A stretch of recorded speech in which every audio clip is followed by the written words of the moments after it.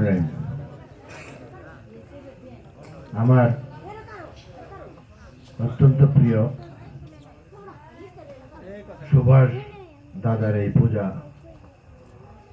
মণ্ডপে শারদীয় দুর্গা উৎসবের সম্মানিত সভাপতি, উপস্থিত উক্ত মণ্ডপ পরিচালনা পরিষদের সম্মানিত নেতৃবৃন্দ, সম্মানিত উপস্থিতি আমার সহকর্মীবৃন্দ, সম্মানিত এলাকাবাসী, আসসালামু আলাইকুম।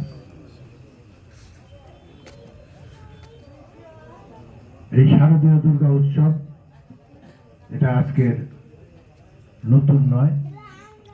এই দুনিয়াতে আমাদের সনাতন ধর্ম সবচেয়ে পুরনো ধর্ম এবং আমাদের ইসলাম ধর্ম হচ্ছে সবচেয়ে শেষ ধর্ম।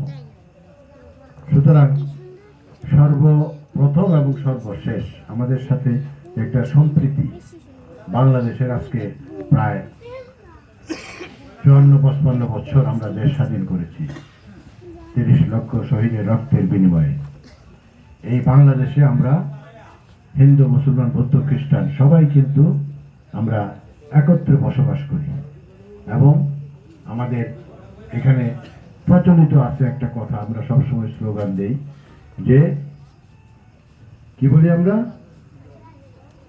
ধর্ম যার যার, ধর্ম যার যার, রাষ্ট্র হচ্ছে আমাদের সকলের। অর্থাৎ বাংলাদেশ হচ্ছে আমাদের সকলের।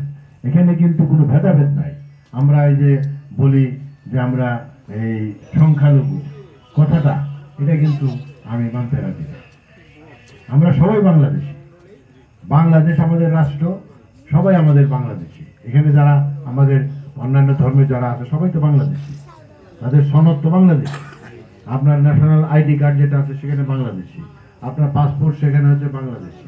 সুতরাং এখানে আমি সনাতন